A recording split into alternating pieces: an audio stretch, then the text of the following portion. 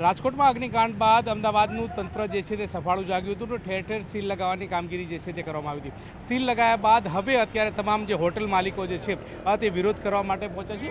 અમદાવાદની દક્ષિણ પશ્ચિમ ઝોનની ઓફિસ છે ને ત્યાં તમામ હોટલ માલિકો જે છે તે અત્યારે હાલ પહોંચ્યા છે. પોતાની તમામની હોટલો જે છે તે સીલ કરી દેવામાં આવી છે. ખુલ્લામાં ચાલતી હતી આ હોટલોને તેને સીલ કરવામાં આવી છે. તેને લઈ અને તમામ જે હોટલના માલિકો જે છે તે અત્યારે હાલ આવેદનપત્ર આપવા માટે આવ્યા છે. વિવિધ પોસ્ટર બેનર સાથે અત્યારે હાલ અમદાવાદની આ કચેરીમાં ખાતે જોવા મળી રહ્યા છે અને આવેદનપત્ર આપવા માટે આવે છે. તેમની સાથે વાત કરીશું. કેટલા લોકો છો, શા માટે આપની રજૂઆત છે, કઈ રજૂઆત છે અને શા માટે આ પોસ્ટર બેનરો સાથે અહીંયા કચેરી ખાતે આવે છે? લાસ્ટ 15 દિવસથી અમારા બધાના કેફે અને રેસ્ટોરન્ટ બધા સીલ કરીને એએમસી કોઈ જવાબ નથી આપતી. જ્યાં ટીપી 44 થતું લાગુ નથી પડતું તે જગ્યાએ ટીપી 44માં 204માં એ લોકો કહે બીયુ પરમિશન લઈને આવો તો જ તમે ખોલીશું. કોઈ જાણકારી વગર અમારી દુકાનો બધી સીલ કરી દીધી છે સર 15 દિવસ.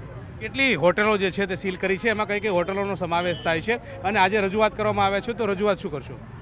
અહીંયા એસજી હાઈવે YMCAથી ચાલુ કરી એસજી હાઈવે એન્ડ સુધી બધી જુદી જુદી જગ્યાએ restaurant, cafe, open cafe seal કરવામાં આવ્યા છે અને કોઈ પણ કારણ વગર બંધ કરી દીધા છે. બીયુ માગે છે, ફાયર માગે છે. બીયુની કોઈ ક્લિયર ગાઈડલાઇન્સ નથી. અમે અત્યારે કોર્પોરેશનમાં સાહેબને રજૂઆત કરવા આવ્યા છે કે ભાઈ અમને ટાઈમ આપો, અમને સીલ ખોલી આપો, અમને ધંધો કરવા દો. તમારા જે પણ કોમ્પ્લાયન્સીસ હશે એ અમે ફૂલફિલ કરવા રેડી છીએ. અમને એના માટે ટાઈમ આપો. કેટલી હોટલો સીલ કરી છે?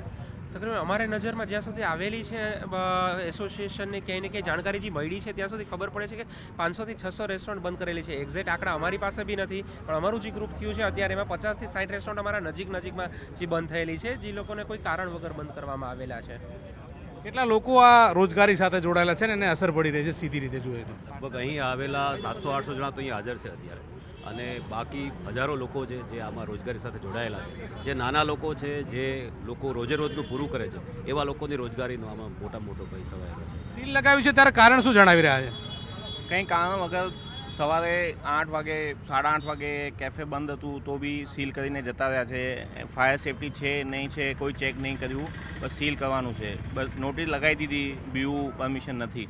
હવે ટીપી 204માં બીયુ પરમિશન મળતી જ નથી, તો કેવી રીતે અમે આગળ વધીએ છીએ આમાં?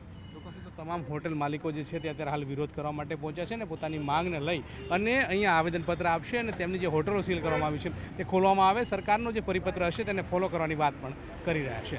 કેમેરા હરીશ શર્મા સાથે ગૌતમ શ્રીમાળી, ન્યૂઝ 18 ગુજરાતી, અમદાવાદ. વેપારી જે ગુનેગાર નહીં, વેપારી જે ગુનેગાર નહીં. સીલ ખોલો, સીલ ખોલો.